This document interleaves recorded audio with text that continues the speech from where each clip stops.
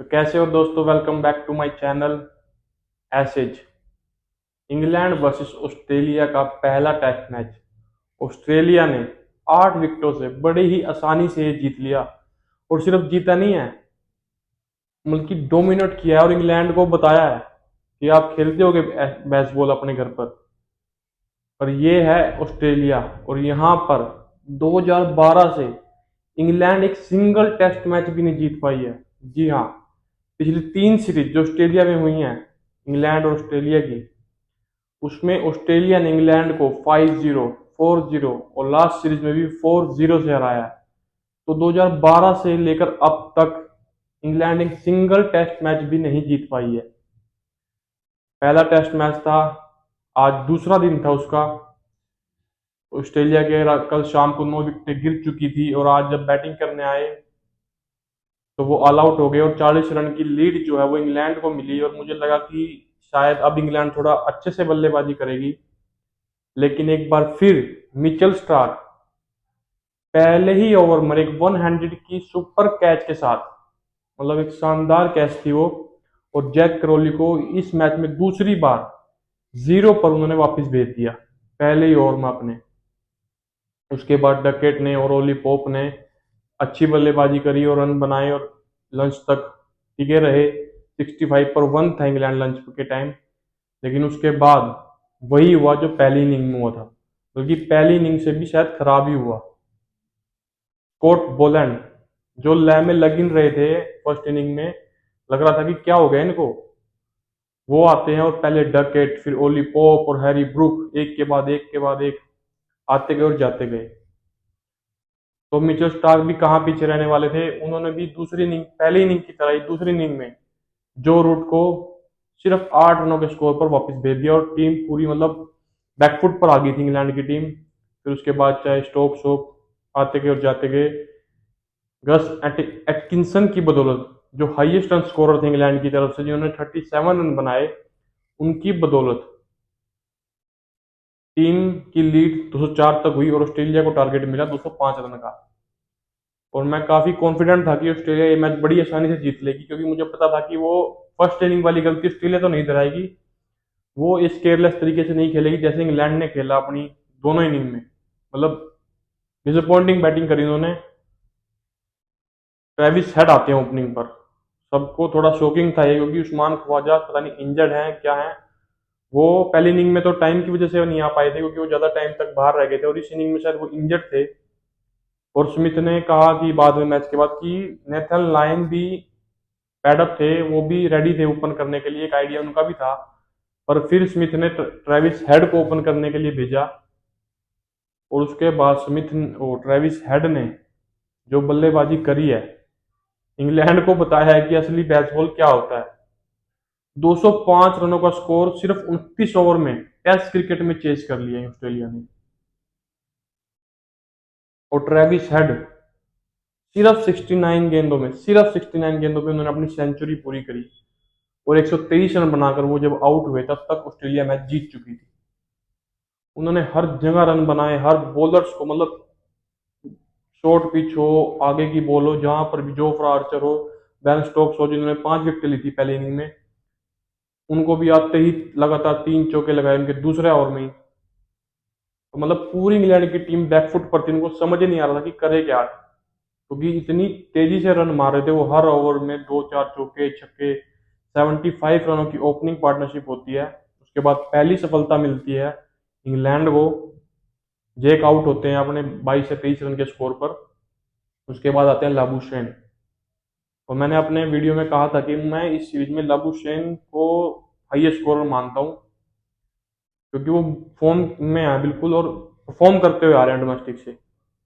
और वो एक एंड पर खड़े रहे, और उधर से ट्रेविस हेड मारते रह गए अपने शॉट हर जगह। कुछ तो इतने गजब शॉट मारे उन्होंने। एक जोफ्रा आर्चर को उन्होंने छोटी गेंद पर, जो मतलब बाउंसर ही थी एक तरह से, उसको स्ट्रेट पर छक्का मारा, और मुझे लगा था वो आउट हो गया, पर वो स्ट्रेट में छक्का गया। मतलब आज तो गजब की बैटिंग करी है ट्रेविस हेड ने। और अब मुझे लगता है अगर ख्वाजा अवेलेबल नहीं होते हैं अगली कुछ मैचेस में, तो ट्रेविस हेड मुझे लगता है ओपनिंग करने वाले हैं इस पूरी एसएस सीरीज में। तो अगर ख्वाजा आते भी हैं तो मुझे लगता है जेक बाहर जाएंगे, क्योंकि ट्रेविस हेड ने आज जो बैटिंग करी है, उन्होंने गेम में आने ही नहीं दिया इंग्लैंड को। और ये इंग्लैंड के लिए सबक है कि जो बेसबॉल का फव्वा बनाते रहते हो, ये ऑस्ट्रेलिया है, यहाँ पर आप आओगे और बल्ले चलाओगे हर बॉल पर, यहाँ पे नहीं चलेगा वो, यहाँ पर कामयाब नहीं होगा। आप वही गलतियां कर रहे हो जो आप पिछली पिछले टीमें करते आ रही थी। आप जब इंग्लैंड में थे आपने वहां भी ये गलतियां करी, और आप दो जोरू से वहां पीछे हो गए थे, बाद में आप दो मैच जीते और सीरीज ड्रा हुई थी, जो पिछली ऐसे हुई थी इन दोनों टीमों के बीच। और अभी तो पैट कमिंस और जोश हेजलवुड टीम में नहीं थे, और शायद अगले मैच में दोनों ही अवेलेबल होंगे। तो उसके बाद आप जो तीन बॉलर्स की तिकड़ी है, Mitchell Starc, PAT Cummins, Josh Hazlewood, आप इन तीनों को इतनी आसानी से आओगे और हिट नहीं कर सकते हर बॉल पर। तो आपको थोड़ा समझदारी से खेलना होगा। आप अटैकिंग क्रिकेट खेलिए, आज के दौर में सारी ही टीमें अटैकिंग क्रिकेट खेलती हैं और प्रेफर भी करती हैं, और क्राउड को भी यही देखने में मजा आता है। पर अटैकिंग के साथ आपको थोड़ी समझदारी से भी खेलना होगा। आपने पहली इनिंग में गलती करी, आपको कोलैप्स हुआ, आपने सेम गलती दूसरी इनिंग में भी वही करी। जो भी बल्लेबाज आ रहा है आगे ड्राइव मार रहा है पहली दूसरी गेंदों से ही।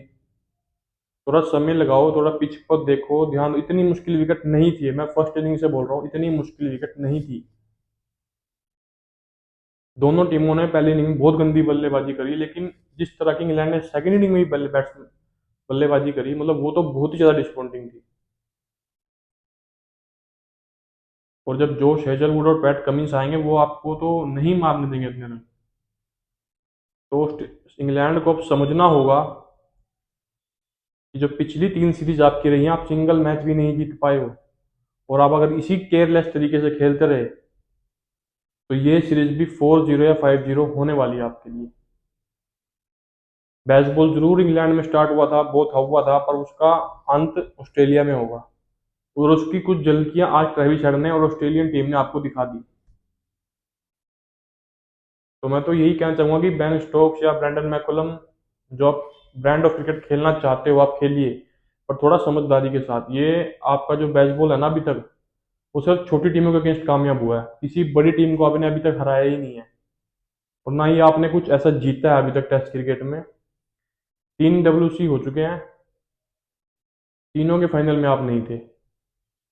फाइनल में छोड़ो, आप तो फाइनल की रेस में भी नहीं थे। तो आपको अब थोड़ा बदलना पड़ेगा। आप टैगिंग क्रिकेट खेल सकते हो, पर समझदारी के साथ। सिचुएशन क्या है मैच की, टीम की क्या डिमांड है, टीम को बेनिफिट किस चीज से होगा, आपको उन चीजों पर देखना होगा। वरना फिर से वही रिजल्ट होगा, और इस अगर वही रिजल्ट होता है तो आप हैरान मत होइए कि इंग्लैंड के कुछ प्लेयर रिटायरमेंट भी ले लें अगर। क्योंकि ऐसा हमने पहले भी देखा है, जब जब ऑस्ट्रेलिया में हारते हो आप लोग, तो आपकी कई सारी रिटायरमेंट आती हैं, बहुत सारे प्लेयरों का करियर खत्म होता है, किसी को ड्रॉप किया जाता है। और अगर इस सीरीज में हारते हैं तो ड्रॉप होंगे मेरे ख्याल सबसे पहले जो प्लेयर होंगे, ओली पोप। कि उनकी मुझे ऐसी ना तो एवरेज कुछ खास लगती, ना ऐसी उन्होंने कोई अभी तक बड़ी टीमों के अगेंस्ट कुछ अच्छी परफॉर्मेंस दी है। और जैक क्रोली भी सेम, 30 35 36 के opener average as a opener, और आपने इतने मैचेस खेल लिए हैं।